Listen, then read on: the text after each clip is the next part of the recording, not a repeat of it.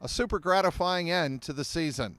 Mike Petraglia inside Paycor Stadium following a 31-14 Bengals win over the Cleveland Browns, giving the Bengals, yes, a winning record, 9-8, for a third straight year under head coach Zac Taylor. It also means that the entire AFC North finishes with a winning record. That's a first in the NFL since 1935, that all teams in a single division finish above 500.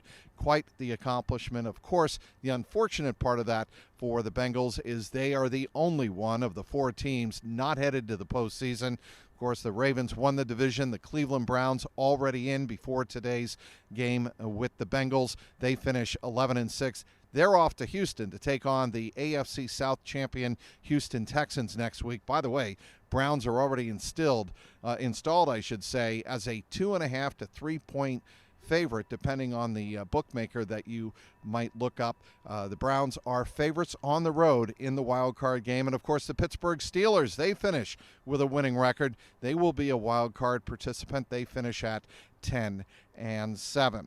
Well, for the Bengals here on Sunday afternoon, it was really about milestones. Joe Mixon got his. He got to 1,000 yards for the fourth time in his 7-year NFL career. Perhaps it's the final game, final season in a Bengal uniform. We'll have to wait and see how the offseason unfolds. But Joe Mixon did finish with 14 carries, 111 yards, 1,034 for the season. Here this afternoon, the Bengals running back picked up a running touchdown, the first touchdown of the day, and the second touchdown of the day, he caught a 6-yard touchdown pass from Jake Browning. Jake Browning had 3 touchdown passes on the day, 1 to Joe Mixon and 2 to rookie Andre Yoshivas, who said it was a super gratifying way to end the season. He certainly made his impact felt here for the Bengals, who did not, of course, dress T. Higgins in this game. Has T. Higgins played his final game in a Bengal uniform? That would have been last week in Kansas City. Of course, we'll have to wait and see how the offseason unfolds.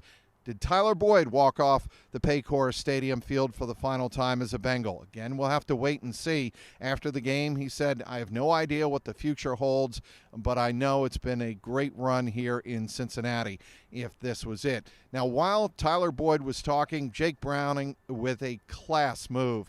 He interrupted what Tyler Boyd was saying, or at the end of one of the questions from the media, and he said, I just want to take time out to thank this guy for what he's meant to me and the rest of the locker room in his time here in Cincinnati. Jake Browning in his press conference said that Tyler Boyd came up to him after the Pittsburgh game when he threw 3 interceptions and said, we all have bad games. Just brush it off. Move on to the next game. Don't worry about it. You're a great quarterback. And that is the kind of leadership that Tyler Boyd has shown over the years here in Cincinnati, and that was something that Jake Browning wanted to take time during Tyler Boyd's scrum with the reporters here after the game on Sunday to point out. So that was really one of the moments that stood out here after the game on Sunday afternoon. What about Ted Karras? He had some nice words for teammate Jonah Williams. Will he be a teammate for long? Again, we'll have to wait and see how free agency turns out, but it was Ted Karras saying here on Sunday he thinks the way Jonah Williams has played at right tackle has put him at the top of the tackle class in free agency.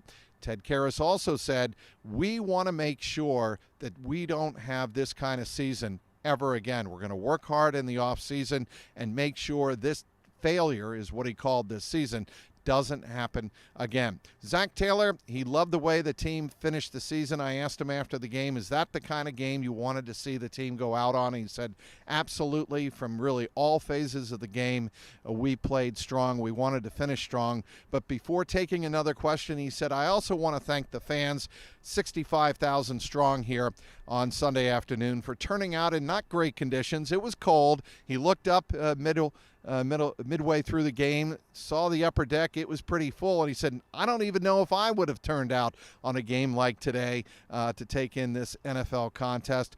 But he said, I want to make sure that the fans know we are going to give them championship-level football in 2024 next season. Well, that'll be a wrap here for the 2024 Cincinnati Bengals. They finish off the season 9-8. They beat the Cleveland Browns by a score of 31-14. to 14, and now it's on to the offseason. It's on to roster building, free agency, the draft. We'll have you covered on CLNSCincy.com, of course. Follow me on Twitter and X at Trags, Trags. And, of course, as always, my YouTube page, youtube.com/@JungleRoarPod.